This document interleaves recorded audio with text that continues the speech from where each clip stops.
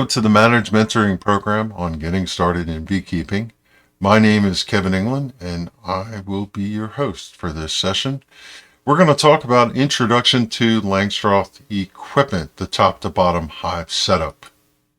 In this lesson, we will cover what is a Langstroth hive, what's its origin, and how does it work, what are the different configurations that you could set it up, and in its use, what are different variations on management styles.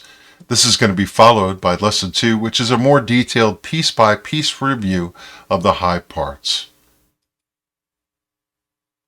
Langstroth hives. If you drive around the United States and you look out into a field and see a beehive, the most common hive that you'll be familiar with is referred to in the industry as a Langstroth hive. It's named after the Reverend Lorenzo Langstroth, who was a notable figure back in the late 1800s, early 1900s. He was one of a handful of people who developed what is the modern way of beekeeping, started back then. And the most important revolution from a Langstroth hive is they moved from fixed comb and hives that they used to keep, which were like baskets, where the comb was fixed to the interior and you could not look at it, to movable comb in frames that you could pull out, inspect, review, and put back together. And when you want to harvest honey, you could spin it out instead of having to destroy the comb and make the bees do it all over again. We'll discuss in a moment hive boxes, also referred to as hive bodies, but the first thing to know is they come in 3 standard sizes. The first box, the most common one, is taller than the others, and as such, its dimension is deeper, therefore it's commonly referred to in the industry as a deep. The next size is between a deep and the smallest box, and as such, it's commonly referred to as a medium. The smallest box, not called a small, is typically referred to as a shallow. It has the smallest volume, size, and it is normally employed for the use of storing, collecting honey. Now, when it comes to shallows, they've fallen out of favor. They're still available in a beekeeping catalog. You could still employ them in your operation, but almost all beekeepers these days use medium-sized hive bodies for their honey harvesting. The typical, most conventional way to use the bee equipment just described is to put 2 deep boxes at the bottom of the hive stack for the purpose of containing the brood nest, where the bees are going to live. Above the deep, medium boxes are added for the purposes of collecting honey. And again, brood is another way to refer to the bees being raised in the nest, and you commonly refer to the area where the bees live as the brood nest. And it takes a few minutes to look at and explore the different methods you could use the different hive boxes beyond the conventional one that I just described. But first, let's start with what is a conventional stack. The vast majority of beekeepers in the United States, if they think about how to set their hives up, would configure in the way that you see in the picture.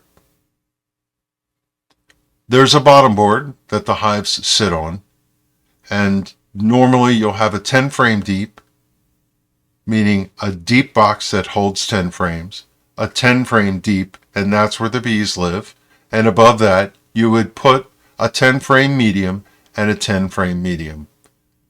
Above the hive bodies, you close the top of the hive off with something referred to as an inner cover, more on that in a bit, and then it's topped with an outer cover or a telescoping cover. This is the long-standing way to set up a hive for housing a colony of bees. In use, the conventional stack, the bottom 2 boxes, as we said earlier, are for the brood nest.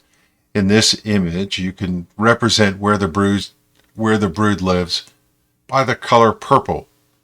You'll note in the 2 brood nest boxes that the top of it is covered in gold. That is representative of honey storage. The brood nest will surround themselves with honey and put honey above them which sometimes is called a honey dome. Now, traditionally, medium boxes are placed over the deeps for honey collection. Therefore, these boxes, which are above or superior to the brood nest, are referred to as honey supers, or beekeepers have come to just calling them supers. Now, this is a conventional stack. When we look at it, there are other ways to put together beehive boxes to hold bees. This is another very popular alternative, not as popular as a conventional, but gaining a lot of traction. It's referred to as an all-medium stack, and you can guess by the name that the hive boxes are all mediums. In this setup, the bottom two deep boxes have been replaced with 3 mediums. Beekeepers do this for 2 primary advantages. The first one is equipment standardization. Imagine looking at the picture that every single frame in the picture is a medium frame, no deep frames to consider. The second one is being shorter than a conventional deep. When the hive frames are all full of resources and bees, overall that box is lighter than a full deep. A full deep with resources can weigh 100, 110 pounds or even more depending on what's in it. Now, there are some trade-offs for an all-medium hive. First, this setup requires 10 more frames to house the brood nest. So if you're building frames, for example, you're going to have to build 10 more frames than a conventional setup. The other thing is, and most people don't pay too much attention to it, but it is a factor, bee biology. There's an interruption of the honeycomb using this method. Imagine, if you will, that bees building in a tree do not have any barriers. They could build from the top of the tree cavity down to the bottom, a sheet of comb. In a honeybee nest, built on frames, you have the top bar, you have the comb that sits below it, and the bottom bar. In the case of this all-medium setup, well, you have a top of the frame, comb, bottom bar of the frame, top, comb, bottom bar, top, comb, bottom bar. There's 2 more interruptions than what would be in a typical nest if they had a deep, which has top bar, comb, bottom bar, top bar, comb, bottom bar. Some beekeepers think that contiguous comb is a better advantage for the bees, more natural, and don't particularly like this setup. Still, even with that condition, this is a very widely used and successful variation on conventional hive stack, and choosing this configuration is really about beekeeper preference. The other thing to be said about this configuration is that a lot of people start with a conventional setup, and over time they switch out and go to an all-medium setup. In an all-medium build-out, it looks pretty similar, except that the brood nest occupies the bottom 3 boxes, and the honey supers on the top are still mediums. This is an 8-frame setup. It looks similar to the conventional setup, except that the boxes are manufactured to only hold 8 frames. Like a conventional setup 10-frame, it has 2 deep boxes and 2 mediums sitting over top of it. The premise of this box is that a colony sometimes doesn't always use all the space given to them in a 10-frame box, and if you could shave the outer frames off left and right and make it an 8-frame box, the boxes would be that much lighter. Maybe 10 to 15 pounds lighter overall, and some beekeepers prefer this setup versus the other setup of 10 frames. In an 8-frame build-out, the brood nest is a little more confined because there's only 8 frames to work with, but the setup is done exactly the same, 2 deeps and 2 mediums. Now, one thing about this is with the smaller space, larger colonies may have a propensity to swarm or feel a little bit crowded, and it takes a little more management practice from a beekeeper to use this setup. Now, as a general rule, This configuration hasn't proven to be as popular as a conventional 10 frame build out or the all medium approach. It's pretty much a close third, but beekeepers have a lot of success with this, and it's not unusual to find a number of people who gravitate to this setup. Last one to talk about is not so much about the size of the boxes, but the substrate that they're made out of. These are high-density polystyrene boxes.